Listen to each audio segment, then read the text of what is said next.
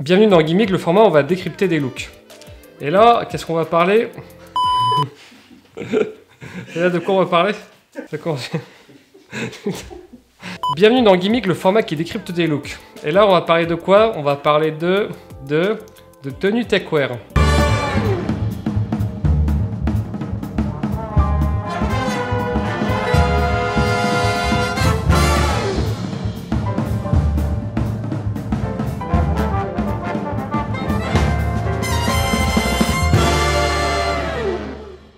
Alors pourquoi j'ai voulu choisir ce genre de tenue, ce genre de style?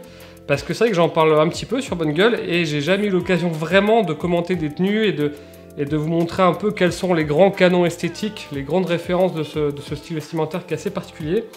Sachant que là j'ai choisi des choses assez pointues. Alors c'est sûr que dans ce que je vais vous montrer, il y a des choses que vous n'allez pas du tout aimer et c'est fait exprès parce que c'est un style qui est très polarisant. Donc je vous demande pas d'aimer mais juste de m'écouter et de voir voilà, s'il y a des choses qui font écho et simplement par curiosité d'ouvrir votre esprit et j'espère que vous allez mieux comprendre un peu ce style si particulier.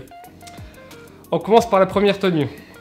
Alors waouh, là vous devez vous dire mais qu'est-ce que c'est que ce truc? Alors on va y aller tranquillement, vous inquiétez pas. Donc là, qu'est-ce qu'on voit? On voit Errolson Hugh qui est le fondateur de la marque Acronym. Acronym qui est la marque de référence du techwear très haut de gamme parce que c'est très coûteux. La veste que vous voyez, elle est en Gore-Tex, mais elle coûte au moins 1500 €, si c'est pas 1800. Ça dépend des années. Et du coup, il a créé ça en 2003, mais c'est que depuis, du coup, ça fait quasiment 17 ans plus tard, 15 ans, 17 ans, que la marque a pris un énorme essor. Donc, je disais donc, la pièce maîtresse de cette tenue, c'est cette veste, la J1AGT. Donc, c'est la toute première veste qu'il a faite. Qu'on reconnaît, c'est un peu une veste emblématique, qu'on reconnaît surtout grâce à sa fameuse poche kangourou.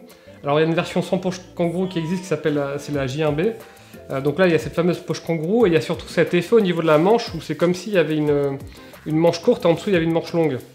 Et moi personnellement j'aime bien, j'ai une J1GT justement et c'est pas mal fait d'un point de vue confection. Il y a la fameuse capuche amovible et là alors à côté de la poche kangourou vous pouvez voir qu'il y a beaucoup de sangles qui sortent. En fait, ça fait pas partie de la veste, c'est que c'est une veste où il y a un système qui permet de la porter par-dessus un sac en bandoulière sans avoir la bretelle, la bandoulière au-dessus. Donc là, ce sont simplement les bretelles qui ressortent sous la veste. Donc, et là, on reconnaît évidemment les deux zips étanches sur les pectoraux. Et alors surtout, ce qui est le plus important, à mon sens, c'est ce fameux pantalon, c'est le P30.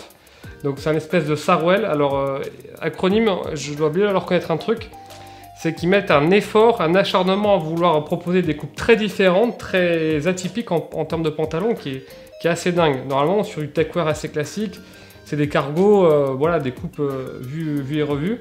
Donc là c'est ce fameux P30 et les deux sangles qu'on voit pendre, et c'est le système de fermeture en fait, qui marche avec deux sangles. Donc là, il est en Schuler Dreskin, qui est une matière très extensible. Et en fait, il est extrêmement souple parce qu'Errolson fait beaucoup d'arts martiaux. Et en rigolant, il disait qu'il voulait un pantalon qui lui permettait de donner des coups de pied retournés.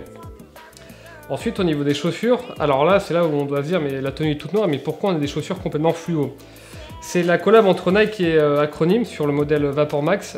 Ce qui est intéressant ici, c'est que en fait, Errolson a expliqué que quand il a commencé à faire une collab avec Nike sur les chaussures, il s'est dit tout le monde m'attendait à ce que je fasse des chaussures en nylon balistique noir avec des sangles partout, et il l'a un peu fait d'ailleurs. Et voilà, j'ai voulu simplement repartir mais complètement de zéro, et c'est pour ça qu'on a ces couleurs très fluo. Et je trouve que ça fonctionne. Moi, je trouve que ça fonctionne bien parce que j'aime bien cette touche inattendue que ça apporte dans la tenue, qui est complètement noire. L'autre point, donc là vous avez vraiment une silhouette mais typique techwear, complètement emblématique parce que vous avez ce haut donc, qui est assez ajusté et vous avez ce pantalon qui est assez ample et on va voir que finalement les fans de techwear ont horreur des pantalons semi-ajustés au niveau des cuisses. Donc voilà, donc là vous avez vraiment une tenue emblématique avec des volumes, c'est assez clivant, je comprends totalement qu'on puisse ne pas aimer cette tenue parce que c'est vrai, c'est très particulier. Hop, deuxième look. Donc, deuxième look et deuxième tenue. Et alors là, attention, c'est une femme. C'est Bethany Eck qui est une designer qui est spécialisée dans les typographies. Elle a un super style qui est quand même, je sais pas si on peut dire que c'est masculin, mais en tout cas, elle a très peu de pièces qu'on qualifierait de féminines. Elle a pas sur son Instagram, on la voit très peu avec des robes, des talons ou ce genre de choses. Elle a au contraire des marques qui sont plutôt destinées à des hommes. Donc là, qu'est-ce qu'on voit? Alors, donc la présente tenue, elle était toute en noir, et là, on voit un petit peu d'olive, on voit un petit peu de beige, et ce qui m'a intéressé de vous montrer dans cette tenue, bon, comme d'habitude, on a cette fameuse silhouette où en haut c'est la veste en Gore-Tex, donc là c'est une acronyme aussi, et en bas on a ce pantalon avec une coupe peut-être un tout petit peu moins clivante, mais qui est assez large, et on a les chaussures, et ça je vais y revenir parce que les chaussures elles sont importantes. Vous voyez, donc il y a toujours cette espèce d'esthétique un peu futuriste, militaire, qui est très particulière, et que moi qui me plaît beaucoup. C'est pour ça que d'ailleurs la plupart des fans de techwear sont des fans de science-fiction, de jeux vidéo, etc. Bethany, là... Alors attendez. Ah oui. Donc ce qui est intéressant dans cette tenue, je l'ai dit, qui peut un peu surprendre, ce sont les chaussures. Les chaussures, ce sont des Visvim. Visvim, qui est une marque japonaise très haut de gamme, qui fait beaucoup de vêtements à l'aspect un peu vintage, etc., et qui a priori n'aurait rien à faire dans un look futuriste. Sauf que les ponts entre Visvim et acronyme, il y en a beaucoup. John Mayer, le fameux guitariste, c'est un énorme fan d'acronyme et de Visvim, et c'est assez courant finalement qu'on voit ces deux univers qui se mélangent un petit peu. Et elles ont un style un petit peu militaire qui, moi, je trouve, rend très bien avec le pantalon. Alors moi, ce qui m'a intéressé aussi, c'est que sous un pantalon, avec un pantalon acronyme, des chaussures Visvim et une veste en Gore-Tex, qu'est-ce qu'elle porte en dessous? Un pull en col roulé RL. Donc RL, c'est le label haut de gamme de Ralph Lauren, qui est très cher. Et je trouve que c'est assez intéressant d'avoir il y a un contraste de texture, parce qu'il y a la matière toute lisse, très technique du Gore-Tex, qui se contraste très violemment, on va dire, avec ce col roulé très authentique et très volumineux. Et dans les faits, je trouve vraiment que ça fonctionne très bien en termes de style, en termes de contraste, en termes d'inattendu. Et je trouve qu'aussi en termes même de praticité, c'est top en fait, parce qu'on a une couche isolante et par-dessus on a une couche qui protège de la pluie. Alors le pantalon, acronyme, ça c'est un pantalon qui n'est pas en chaleur, mais qui est en... Je pense qu'il est en état-proof, donc c'est un espèce de ventile aussi, donc qui est pareil, qui est très respirant et qui résiste à des petites averses. Donc pour moi, je trouve qu'on a vraiment une tenue techwear qui est très jolie, qui est encore une fois interprétée par une femme, ce qui est plutôt rare, parce qu'il y a des femmes qui font du techwear, mais c'est très premier degré, très cyber ninja mangaka, et là on a une tenue qui mélange de l'intemporel, un peu de militaire, de la laine, du Gore-Tex, et c'est pour ça que ça m'a beaucoup plu. Donc troisième tenue de Laps, c'est un Instagrammeur, on sait pas trop ce qu'il fait dans la vie, mais en tout cas il a un très bel Instagram techwear.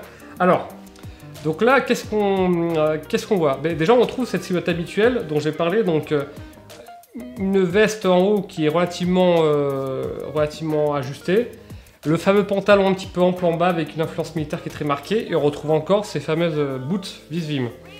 Alors moi ce que j'ai bien aimé dans cette tenue, c'est le cargo qui va réchauffer un petit peu l'ensemble, la couleur de ce cargo, donc c'est un Nike ACG.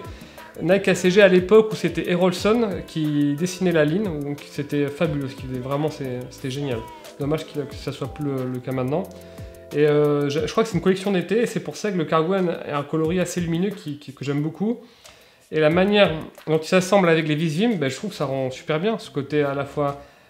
cette toute petite touche militaire, mais qui fait bien, quoi. Voilà, c'est à la fois c'est moderne, c'est contemporain, et ça marche vraiment bien, les deux. Alors qu'encore une fois, Nike ACG et Visvim, ce sont deux marques qu'a priori tout oppose. Et pour rappel, Nike ACG, c'est Nike All Condition Gear, c'est la ligne techwear de Nike Urban Techwear qui aujourd'hui est devenue, qui a pris avant, qui était très urbaine quand c'était Erolson qui l'a dessiné, et maintenant c'est une orientation un peu plus outdoor, qui me parle un peu moins, mais il y a des choses sympas. La veste, c'est une collab entre Acronyme et Nemen. Nemen, c'est une marque italienne assez particulière aussi, ils travaillent beaucoup sur les nylons un petit peu délavés. C'est cette ambiance un peu parfois qu'on pourrait qualifier un peu à la Stone Island. J'aime bien parce que là aussi, les deux présentes tenues c'était des vestes noires, et là c'est pas tout à fait noir, c'est une espèce de marron délavé, donc c'est ce sens de la couleur, ce goût qu'on doit à Nemen. Par-dessus il y a le fameux sac Acronyme, parce que Acronyme a fait un petit peu de sac. c'est Backjack, qui est une marque berlinoise qui les fabrique pour eux. Acronym aime beaucoup les sacs en bandoulière. Visuellement, ça rend très bien. En termes de praticité, c'est pas trop mon truc. Mais en tout cas, d'un point de vue design, il y a vraiment, là aussi, je trouve qu'il a vraiment apporté quelque chose de très particulier. Ce design militaire est à la fois très ultra moderne avec les matières. Et je trouve que dans cette tenue, c'est l'accessoire qui va bien. Et voilà, alors étonnamment, le bob, c'est un accessoire qu'on voit pas mal dans les tenues techwear. Parce que c'est un héritage militaire à la base. Et c'est pour ça qu'on le voit, ça protège bien de la pluie, c'est respirant. Donc on le croise de temps en temps. Donc voilà, c'était une tenue qui m'intéressait, toujours dans les canons de la silhouette, de la silhouette habituelle du techwear. Et je trouve que c'est intéressant que là, au niveau des couleurs, on essayait encore d'aller un petit peu plus loin. Dernière tenue un peu bonus. Alors là, vous allez vous demander, mais qu'est-ce que c'est que ce truc? Là aussi, vous inquiétez pas, on y va tranquillement, on va y arriver, vous inquiétez pas. Alors, qui est ce monsieur? Ce monsieur, c'est Robert Spangle, qui est un photographe très connu, un journaliste photographe assez connu, qui brasse beaucoup d'univers différents. Mais ça, je vais y revenir. Récemment, il est plutôt connu parce qu'il a fait beaucoup de photos au PT en fait. C'est un photographe, et quand il est au PT, c'est vrai qu'il fait des street style. Il prend en photo des gens, et c'est à chaque fois très réussi. Il a un œil, il a un goût qui est très particulier. Il est très actif sur les réseaux sociaux, et c'est aussi un journaliste qui fait du photojournalisme, qui est toujours le premier à vouloir couvrir des émeutes, etc. Donc il y a vraiment du fond, et en plus de ça, il a sa petite marque de bagagerie qui s'appelle The Observer, mais là aussi on va y revenir. Donc là, vous devez vous demander, mais what the fuck, c'est quoi cette tenue, ce costume avec cette espèce de blouson en dessous tout bizarre, et surtout, c'est quoi ces lunettes? Alors, là, ce qui m'intéresse dans cette tenue, c'est que visuellement, d'un point de vue stylistique, elle n'a pas vraiment de sens, quoi. Jamais je pourrais recommander à quelqu'un de s'habiller comme ça. Mais pour autant, je trouve qu'elle est intéressante parce que là, elle montre à quel point cette tenue est propre à cette personne et qu'elle reflète, mais à merveille, son histoire personnelle. Parce que Robert Spangle, il a été dans la Marines américaine, donc il a été militaire. Et après, je crois qu'il a passé une formation de tailleur à Savile Row. Et quand on sait ça, et bien finalement, on la trouve mais totalement cohérente. Même si, alors cohérente et aussi clivante, hein. Même si vous savez ça, je comprends tout à fait que c'est une tenue, vous devez vous demander mais quelle horreur, ou au contraire, vous devez vous dire ah ouais, jamais je porterai un truc comme ça, mais c'est totalement cohérent. Alors, pourquoi ces lunettes? En fait, ces lunettes, Robert Spangle explique que quand il a regardé La Chute du Faucon Noir, le film de Ridley Scott, il a vu au début du film, il y a Eric Bana qui est sur son vélo et ils vont le chercher en hélicoptère, je crois, et il porte ces lunettes-là, c'est des Oakley. Et en fait, dans le film, c'est un film qui a une colorimétrie qui est assez grise, assez marron, et là, les couleurs des verts tranchent énormément. Et c'est vrai que dans le film, visuellement, c'est hyper fort. Et Robert explique qu'il a eu vraiment un vrai coup de cœur pour ces lunettes-là, ça a été une obsession, et qu'il aime bien les mettre en souvenir de quand il a vu ce film et qu'il a flashé sur ses lunettes. Donc et quand on sait ça, on se dit bah ouais, c'est cool. Et moi, personnellement, j'aime bien les tenues où il y a un accessoire qui est un peu inattendu. Là aussi, c'est très clivant, mais franchement, je trouve qu'il n'y a que lui qui pourrait porter ça et c'est cool. Et moi, je trouve que ça fonctionne plutôt bien. Ensuite, là, on arrive au cœur de cette tenue, mais qu'est-ce que c'est que ce blouson qu'il porte en dessous? Donc, en fait, c'est sa chemise PCU level 5. Alors, là, vous devez vous dire, mais c'est quoi ça?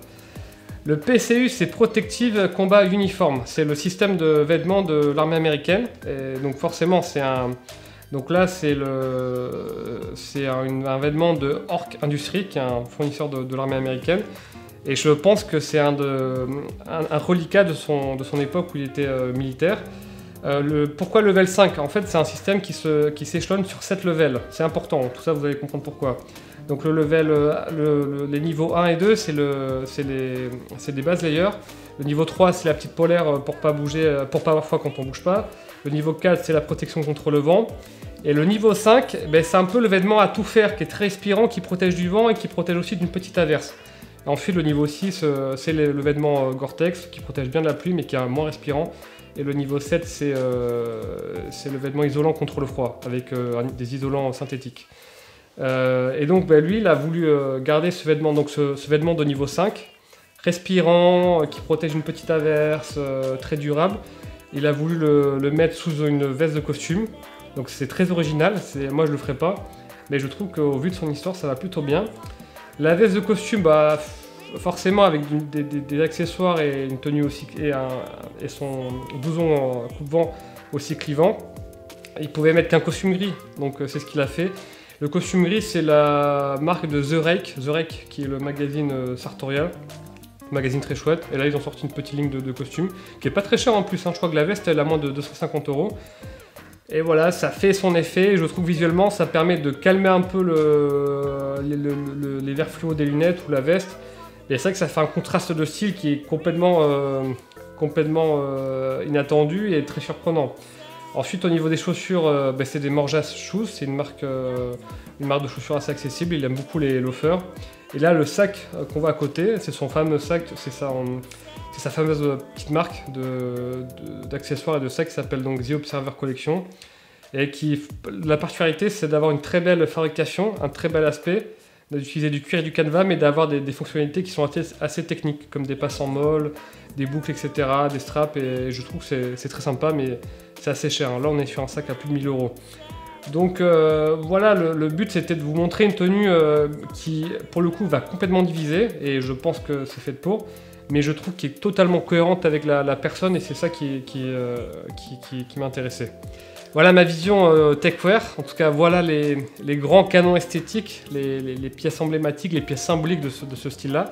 J'espère que ça va vous donner envie, pourquoi pas d'acheter votre première pièce techwear ou simplement de regarder plus de tenues de ce style-là. Si ça vous a plu, vous n'oubliez pas, vous mettez le pouce bleu et vous vous abonnez à la chaîne. Et moi, je vous dis à très bientôt. Au revoir.